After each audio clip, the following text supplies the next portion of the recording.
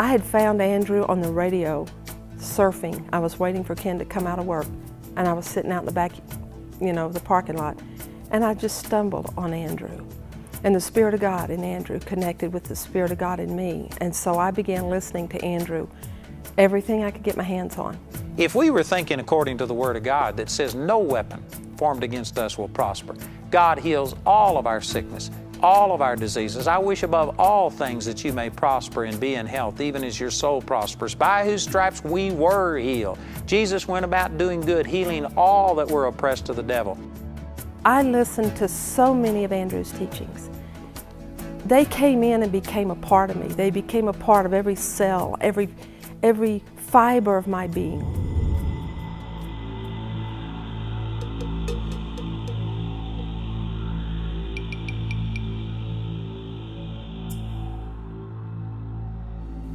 Kenneth was ready to go to work on his overnight work party. And he came in, he had the keys to our little car, and he says, I'm ready to go. And our daughter came in and she looked at her daddy. He was just so fatigued. And she actually wrestled the keys away from her daddy and says, Dad, you're too tired. Here are the keys to your truck, take your truck. And so as Ken was pulling out of the driveway, I prayed for him. They sent me to work all night to work at a store. It's about 70 miles away from the store I work at. And we worked all night, and that next morning, I'm coming back to my store. And it's about an hour and a half drive or so. He called me the next morning. He says, I don't know if I'm gonna be able to make it. I'm really, really tired. I pulled in a little town, called my wife, and I said, you know, hon, I'm just really tired. I'm gonna stop here and get a bite of breakfast. It was about 8 o'clock in the morning. And I said, call me when you leave. After that, I called her back and I said, you know, I think I can make it in. I said, Kenneth, if you get too tired, I know where you are. I'll come and get you. And it was 20, 30 minutes later, I guess, and the phone rings and we have caller ID, and I do not answer if I don't know. But the Spirit prompted me and I picked up this phone. And there was this man on the phone saying, your husband's had a wreck. I had a pickup I was driving, and I fell asleep, and praise God, I did drift over and hit somebody, but I didn't injure or kill anybody. This is a good thing. But I was in a head-on accident. Cruise control is not always the best thing, you know.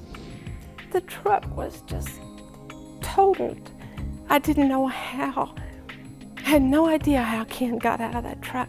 The only things I can actually remember of that day after that, I remember somebody was working on me. I guess they were getting me out of the truck.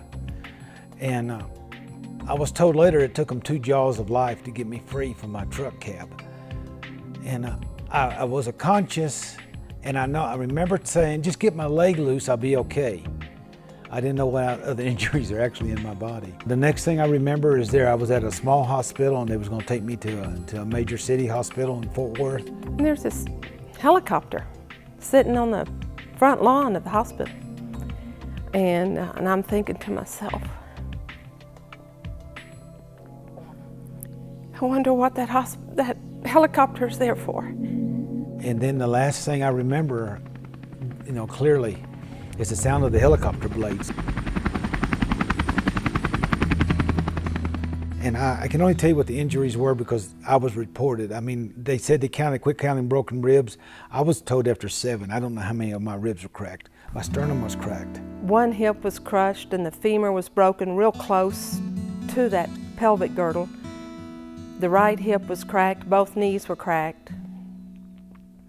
He had stitches and all over, elbows and stuff. So I was pretty beat up, okay? And the nurse had told my wife later, says people younger would die. And just to live through that was already a miracle. They put him in ICU. He was there for 4.5 weeks. It was extremely difficult because where he was in ICU, they reevaluated the situation, the entire treatment plan and everything, every hour on the hour. How's he doing? What can I expect? We'll let you know for the next hour. And it was a major readjustment in my mindset to go live life 1 hour at a time. And one evening I was sitting there thinking, and I just crumbled against the wall, and I says, Lord, I can't take this anymore. And Jesus said to me, he says, I have delivered you from the lion. I have delivered you from the bear. What is this Goliath to you? If we were to be thinking spiritually and focused, considering only what the Word of God says, then when the doctor tells you you've got an incurable disease, you wouldn't fall apart like a $2 suitcase and start crying and have to fight depression and discouragement and fear. I had this scripture, Isaiah 54:17. No weapon formed against you will prosper. Every tongue, every doctor's report, every nurse's conversation, every thought that rises up against you that does not line up with the Word of God but rises up against you in judgment, you shall condemn. And the Lord told me, he says, you have a part to play, and if you don't play it, it won't manifest. And then it says, and this is the inheritance of the servants of the Lord. I said, what's my inheritance? That no weapon formed against you will prosper. And your righteousness is of me, saith the Lord. And when I heard the Lord say that, I heard this giant metal door creaking, and as it came and it slammed shut. And when the door slammed shut, I knew that Satan had been locked out.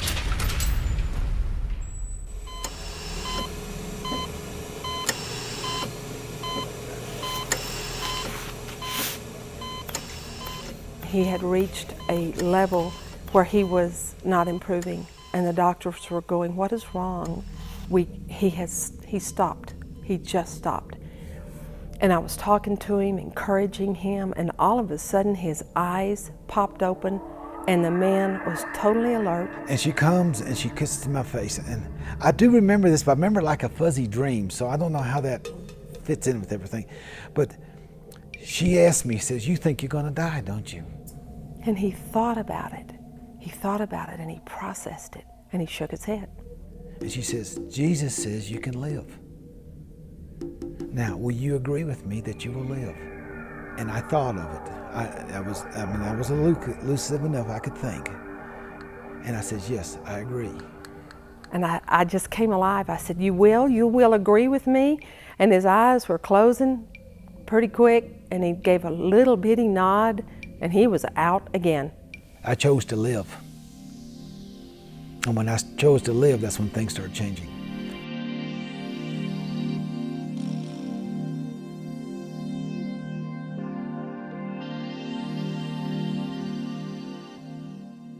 Satan lost no opportunity for creating devastation, trying to kill Ken. And one of the major ones was this acute renal failure.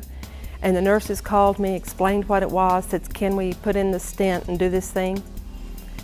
And I didn't find out till later that in this situation, that when they do that and they put you on kidney dialysis, whatever it was, they never, ever expect you to come off. Praise God, I only took two or three treatments, and my kidneys have not missed a lick since then. Ken had 2 treatments, only 2. That was the beginning of miracles. The second hospital was the one designed to get the tubes out and to get him off those heavy drugs. And I walked in there, they had Ken sitting bolt upright in bed with his eyes open.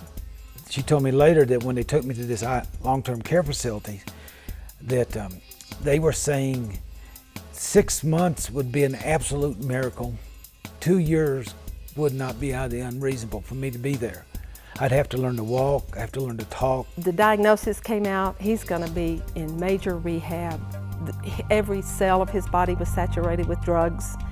And they were saying he's gonna be a drug addict, you're gonna have mental issues. Whatever they diagnosed, God healed. I left that place in 3 weeks, not 6 months.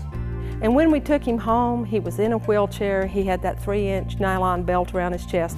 He was wheelchair, that's all he was. I was in a wheelchair, and we stayed there for a while in the wheelchair. Then I progressed to a walker.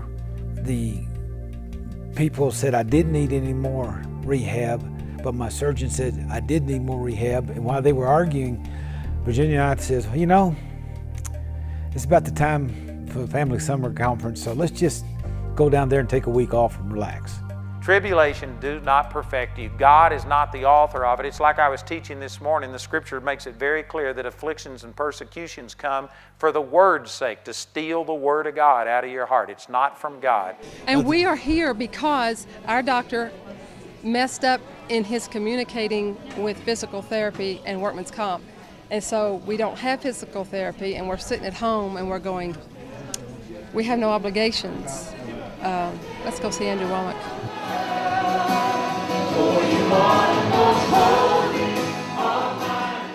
We listened to the speakers that week and decided this is what we wanted to do. My heart's always been to do something like this. I didn't know what it looked like. We came up here 2 weeks early to enroll in school. He was still in a wheelchair, although I wasn't helping him so much. I did not bring my walker. I left it in Texas. I brought the wheelchair because it was kind of like a second lounge chair you could put in the room and sit in, get your feet up, but I sent it back home. By the time school came around, God's power was still flowing. God's power has never left his body. Knowing I was healed, not just believing, but knowing I was healed, even though the physical outside didn't look healed, I just kept knowing and trusting and thanking the Lord for that. Continued it for a year. I used my cane. And when it came time to do a second-year mission trip, he left it at home. I think it was an act of faith more than anything. I laid it down.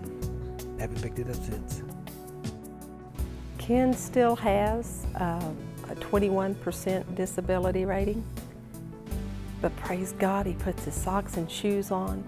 I used to help him put his pants on because that one leg, he just couldn't even lift his leg. I continue seeing healing in my body, continue knowing that my healing is progressing. I am healed and whole in the spirit, and I'm pretty well healed and whole in the physical too. He showers, he cooks, he even does laundry for me. And we take walks. He works at the phone center and he ministers to people. He prays for people. He should have died. The man should have died. And there are still some glitches, but he's nowhere near dead. And he is moving, he teaches, he preaches, he prays, he works. I am healed. I am whole. I am walking. I'm alive. And I know the power of God going through me, working through me, working around.